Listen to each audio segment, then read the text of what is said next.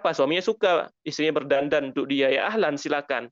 Namun ada beberapa orang yang sebenarnya dia itu nggak senang memakai perhiasan, misal ya nggak senang, takut lah nanti menimbulkan apa mata-mata yang hasad, orang menimbulkan kejahatan orang-orang yang mungkin merampok dan seterusnya, sehingga sebenarnya nggak senang pakai emas. Namun tetap dipakai dengan tujuan supaya tidak usah bayar zakat. Dalam kehidupan dunia dia mungkin selamat, namun di hadapan Allah, Allah ya ya'lamu ma fi fis sudur. Allah tahu apa yang ada di dalam hati kita. Namun kembali kepada pertanyaan, secara hukum fikih ya ada khilaf, namun wallahu taala alam, pendapat yang lebih rajih, perhiasan tidak wajib zakat. Namun bagi orang-orang yang memakai perhiasan tersebut dengan tujuan lari pada zakat, dia berdosa di hadapan Allah Subhanahu wa taala. Allah taala alam. Jelas ya? Nah, Ustaz. Jelas, Ustaz. Masya Allah. Syukran, Ustaz. Baik. Barakallahu fikum. Baik. Kemudian setelah membahas tentang mawashi, hewan ternak, zakat athman, zakat uang, kemudian Abu Syu'aib menyebutkan wa amma az-zuru'u fatajibu zakatu fiha bi thalathati syara'id. Adapun biji-bijian, sekarang zakat biji-bijian itu ada 3 syarat tentang wajibnya zakat biji-bijian. Yang pertama beliau menyebutkan an yakuna mimma yazra'uhu al-adamiyun. Ya, hasil kerja manusia. Artinya bukan tumbuhan yang tumbuh sendiri. Misalkan ada satu daerah di situ misalkan terdapat hutan yang cukup luas pada musim-musim tertentu, di sana menghasilkan ada biji-bijian tertentu gitu ya, yang sangat banyak gitu. Kemudian orang-orang kampung datang situ memetik rame-rame. Itu tidak ada zakatnya. Zakatnya hanyalah dari hasil kerja manusia. Jadi orang yang tanam, tumbuh, dia panen, itu yang ada zakat. Adapun yang tumbuh sendiri yang Allah tumbuhkan dengan air hujan, itu tidak ada zakatnya. Baik. Kemudian syarat kedua, wa an yakuna qutan muddakhara. Ya, qut artinya di sini dikatakan makanan pokok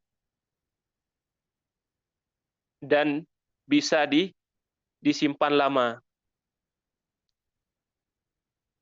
Artinya, semua biji-bijian yang itu bisa menjadi makanan pokok dan bisa disimpan lama, itu masuk zakat. Terserah apa ya. Katakanlah misalkan gandum, beras, misalkan, kemudian apalagi jagung, ya. Dan sebutkan intinya apa saja biji-bijian yang itu bisa disimpan dan bisa dimakan, ya, itu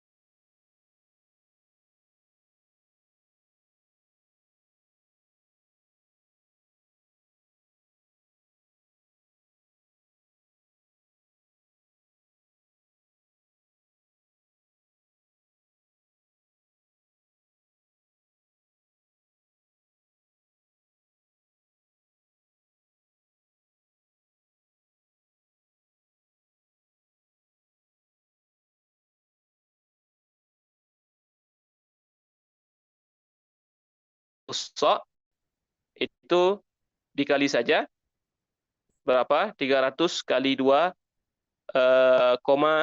kilo. Ya, sekitar berarti 750 kilogram. Begitu. Ya, sekitar 750 kilogram, maka jika barang kita atau panen kita itu sudah lebih daripada atau sampai 750 kg ke atas itu sudah wajib zakat di situ daripada biji-bijian yang kita tanam dan merupakan makanan yang bisa disimpan. Ya. Tapi ada syaratnya disebutkan di sini la kishra 'alaiha. Ya. 300 sa' ini sudah murni. Artinya tidak ada lagi kulit.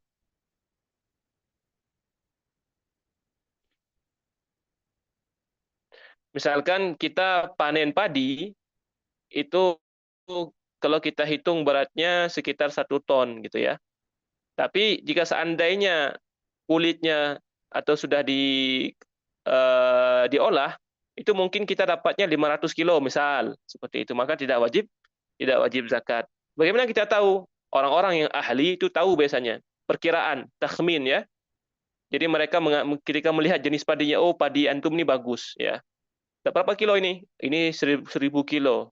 Sepertinya kalau kita olah, kalau sudah dipisahkan dari kulitnya, ya sudah jadi beras murni, ini sekitar misalkan 800 kilo. Nah, itu masuk zakat di situ. Ya, jadi yang dihitungnya ialah biji-bijian yang sudah tidak ada bijinya. Bagaimana kita tahu? Orang-orang yang ahli yang sering bermuamalah dengan perkara ini, mereka tahu ya perkiraan mereka tahu. Mereka bisa melihat jenis padi, bentuk padinya bagaimana, berapa, bisa mereka mengira-ngira berapa hasilnya nanti. Allah taala alam. Ada pertanyaan nih?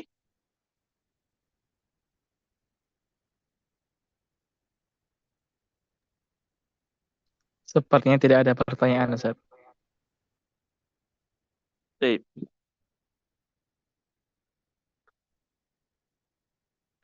Jadi pada zakat biji-bijian ini tidak disyaratkan haul ya, tetapi setiap panen, misalkan setahun bisa panen 2 kali, maka setiap panen kita cek. Jika sampai nisab langsung bayar. Jika tidak, maka tidak bayar. Panennya setahun 3 kali, maka setiap panen kita cek. Allah mengatakan, wa huwallazi ansha'a bagaimana ayatnya dalam surat Al-An'am? Wa huwallazi ansha'a jannatin ma'rushatin wa ghaira ma'rushat. والنخل والزرع مختلفا أكله والزيتون والرمان متشابها وغير متشابه كلوا من ثمره إذا أثمر وآتوا حقه يوم حصاده. Allah katakan dialah Allah yang telah menghidupkan kepada kalian ya tumbuhan-tumbuhan di sini yang dipagari atau dibuat seperti apa istilahnya, dia punya tempat merambatnya khusus atau tidak merambat kata Allah ya, dan seterusnya. Maka Allah di akhir ayat Allah menyebutkan kulu min thamarihi, makanlah dari buah-buahnya, idza asmara, ketika dia berbuah, wa atu haqqahu yauma hasadih, dan berikanlah haknya ketika kalian panen. Jadi dihitung ketika panen. Panennya sampai nisab, maka bayar zakat. Jika tidak, maka tidak bayar. Sebagian ulama menggabungkan antara dua ini ya, biji-bijian dan buah-buahan, namun di sini dipisahkan. Ya, sama saja. Yang berikutnya ialah zakat buah-buahan. Ya, yang dimaksud buah-buahan di sini ada dua. Ya, Allah taala alam. Sebagian ulama mengkiaskan dengan perkara-perkara yang lain, dengan buah-buahan yang lain. Namun di sini hanya disebutkan dua saja, yaitu kurma dan anggur.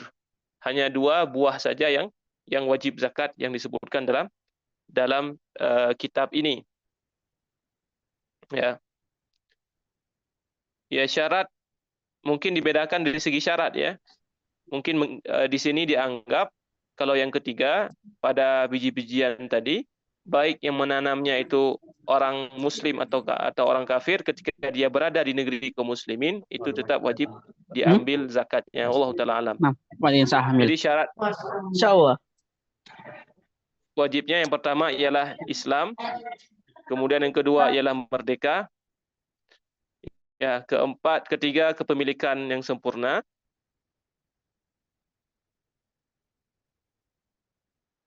dan yang keempat ialah nisab. Yang keempat ialah nisab. Nanti pembahasan tentang nisabnya akan ada pembahasan khusus ya. dalam pembahasan di bawahnya insya Allah ada bab tentang nisab pada setiap asnaf zakah tadi, pada setiap harta-harta yang wajib zakat. Kemudian yang terakhir yang disebutkan oleh Syekh di sini ialah urudut tijarah, zakat perdagangan.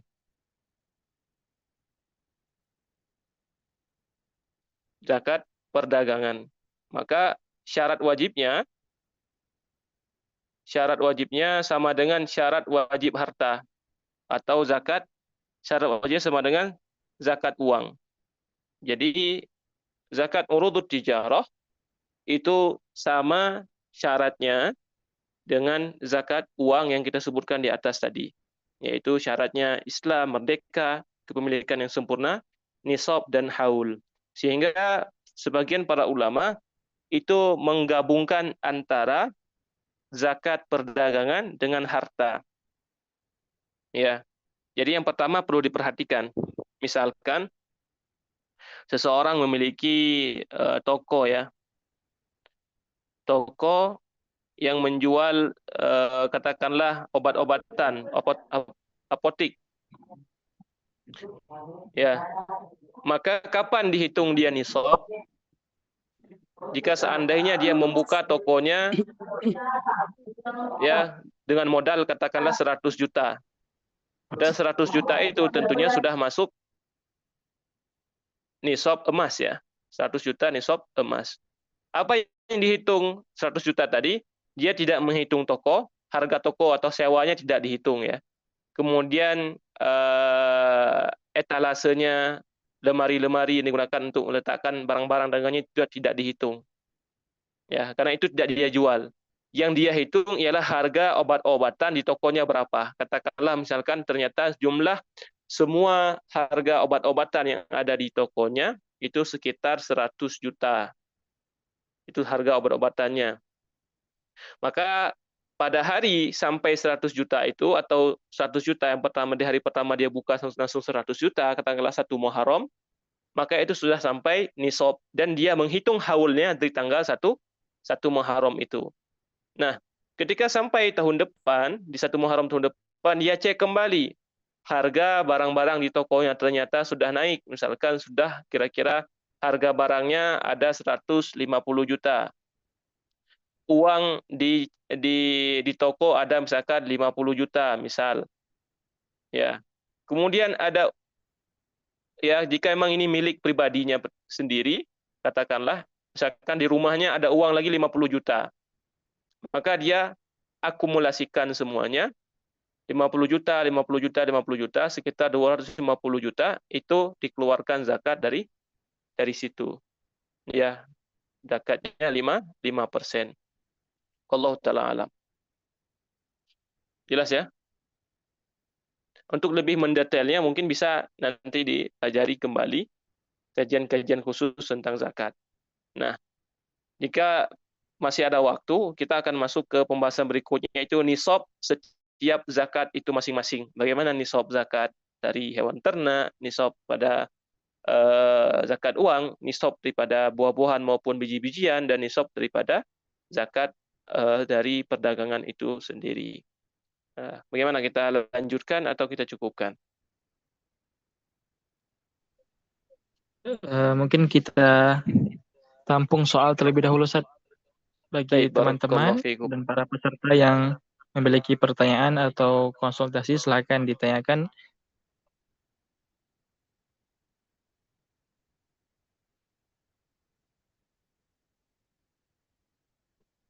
Tidak ada ya? Tidak ada, Ustaz. Semoga dengan tidak adanya pertanyaan karena sudah paham ya. Karena orang tidak bertanya ada dua kemungkinan. Sudah paham dan tidak paham sama sekali. Semoga tidak bertanya bukan karena tidak paham sama sekali, tapi karena memang sudah jelas. Berkaitan dengan harta, begitulah ikhwati fillah azakumullahu jami'an.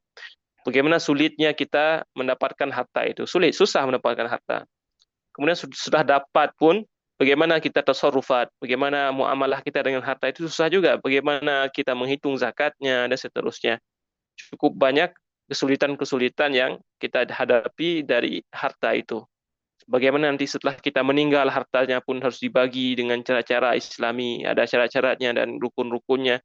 Banyak sekali berkaitan dengan harta. Makanya Rasulullah Shallallahu Alaihi Wasallam menyebutkan kepada kita bahwasanya kaki seorang hamba la tazalu qadamu abdin yaumal qiyamah.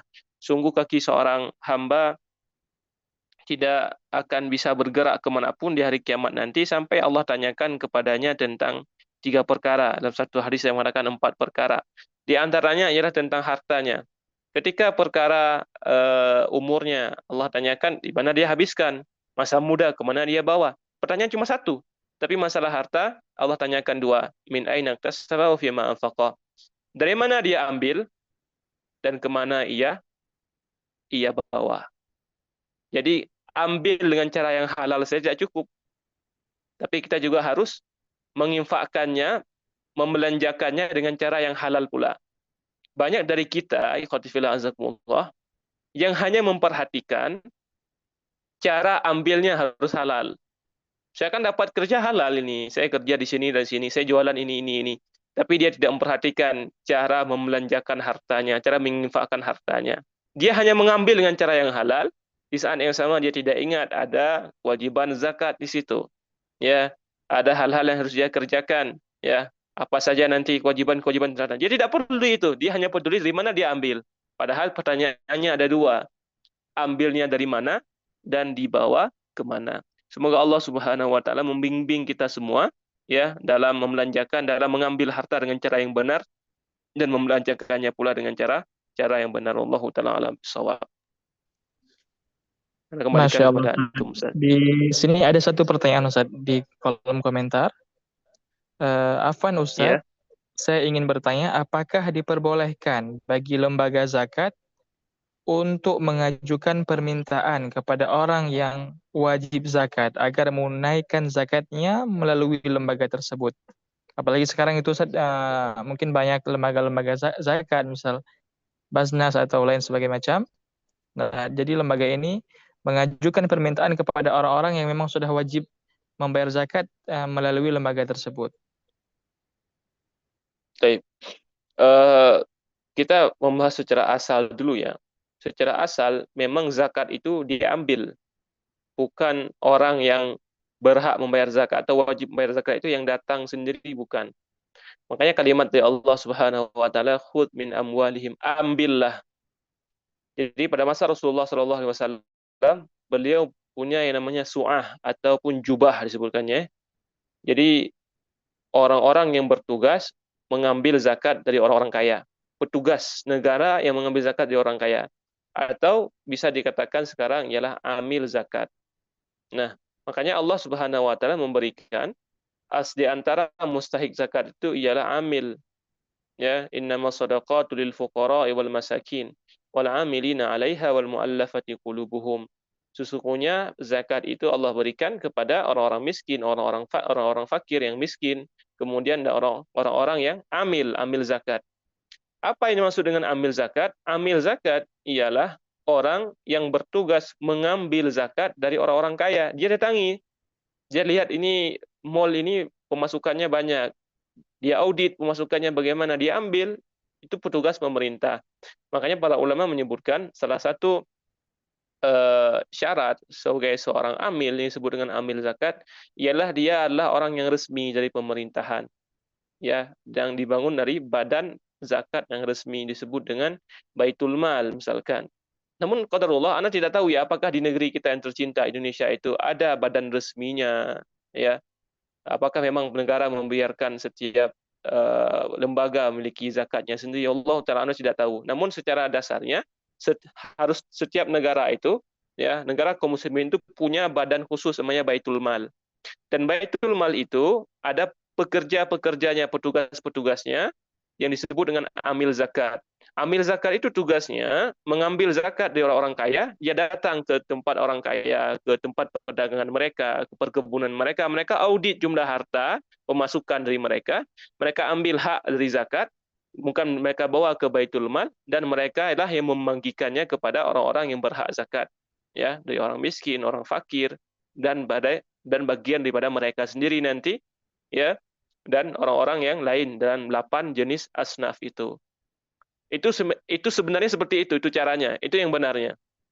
Namun praktek di Indonesia Anda tidak mengerti apakah memang ada badan yang resmi di pemerintahnya yang mengambil seperti itu atau setiap lembaga punya khusus, Allah Ta'ala. Namun yang seharusnya semestinya Anda kembali tekankan, setiap negara kaum muslimin itu punya petugas zakat yang disebut dengan amil zakat yang datang kepada setiap orang kaya mengaudit harta mereka dan mengambil jatah zakat dari harta tersebut dan dibawa ke Baitul Mal, kemudian mereka lah yang membagikannya kepada orang-orang yang berhak menerima zakat. Allah Ta'ala.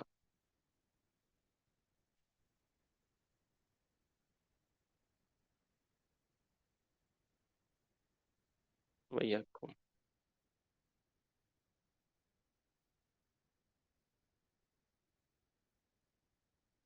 نعم طيب تفضل. أترك المجال لك.